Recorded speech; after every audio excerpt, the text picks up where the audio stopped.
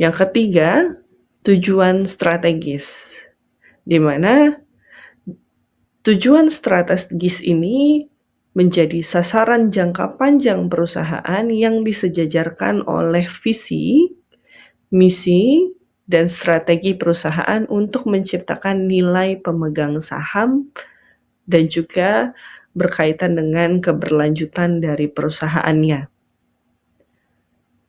Tujuan ini mencakup berkaitan dengan strategis pertumbuhan, misalnya ekspansi pasar, bagaimana inovasi produk yang dirancang untuk mendukung keberlangsungan perusahaan.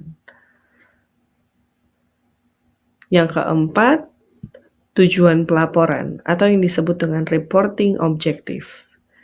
Tujuan ini membantu memastikan ketelitian berkaitan dengan kelengkapan, berkaitan dengan handalnya laporan keuangan, serta laporan keuangan perusahaan. Tujuan ini sangat penting untuk meningkatkan bagaimana nantinya kualitas pengambilan keputusan perusahaan, bagaimana nantinya berkaitan dengan transparansi yang dilaporkan pada pemangku kepentingan. Tujuan pelaporan berfokus pada penyediaan laporan yang akurat dan tepat untuk investor, regulator, manajemen, dan pihak lainnya yang berkepentingan di dalam perusahaan. Penilaian resiko ini adalah merupakan langkah penting yang dapat dilakukan perusahaan agar bisa memastikan bahwa perusahaan mencapai tujuan dengan meminimalkan potensi dampak negatif yang mungkin terjadi di dalam perusahaan, serta risiko yang mungkin muncul di dalam aspek perusahaan. Dan penilaian risiko akan membantu manajemen untuk mengidentifikasi, menilai, merespon risiko secara efektif. Penetapan tujuan, selama proses tersebut manajemen harus memerinci tujuan mereka dengan cukup jelas agar risiko dapat diidentifikasi secara akurat. Mengidentifikasi risiko yang terkait dengan setiap tujuan, baik dari segi operasional, strategis, kepatuhan, serta perlaporan, mencakup ancaman dari faktor internal dari mana aspek-aspek bisnis tersebut. Ada dua jenis resiko. Yang pertama, yang berkaitan dengan resiko bawaan atau inherent risk. Resiko bawaan adalah resiko yang melekat pada suatu proses atau aktivitas bisnis sebelum adanya pengendalian internal. Resiko ini akan mencerminkan tingkat potensi ancaman tanpa mempertimbangkan pengendalian yang diterapkan oleh perusahaan. Resiko yang kedua, yang berkaitan dengan resiko residual atau residual risk.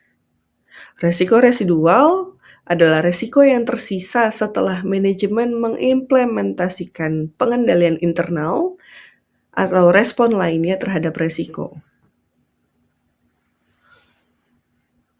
Resiko residual tetap harus dinilai atau dipantau secara berkala untuk memastikan bahwa resiko tersebut berada pada tingkat yang dapat diterima oleh perusahaan dan tidak menimbulkan kerugian yang signifikan bagi perusahaan.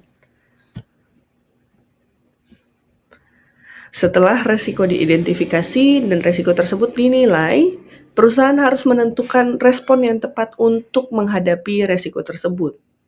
Ada beberapa strategi yang bisa digunakan di dalam respon risiko. Yang pertama, dapat menghindari risiko.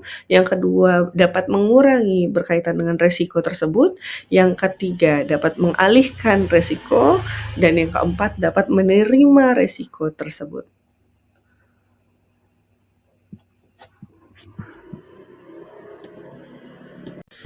Ada langkah dalam merespon risiko.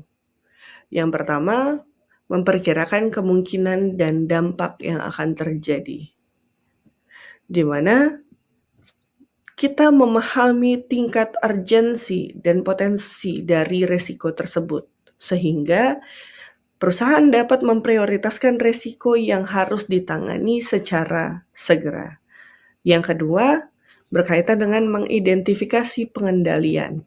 Setelah resiko dan dampaknya kita bisa pahami, perusahaan melakukan langkah selanjutnya yaitu mengidentifikasi berkaitan dengan pengendalian internal ataupun prosedur yang dapat diterapkan untuk memitigasi adanya resiko tersebut.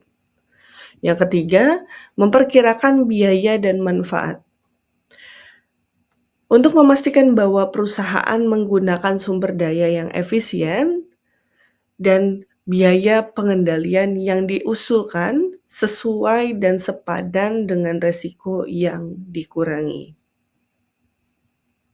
Langkah ini akan melibatkan berkaitan dengan perhitungan biaya untuk dikeluarkan untuk memitigasi atau mengurangi resiko yang terjadi. Yang keempat, menentukan efektivitas biaya manfaat. Menentukan efektivitas biaya dari pengendalian yang dilakukan, pengendalian harus dinilai berdasarkan kemampuan perusahaan untuk mengurangi resiko secara signifikan, dengan biayanya yang juga masuk akal. Yang kelima, mengimplementasikan pengendalian atau memilih respon yang lain.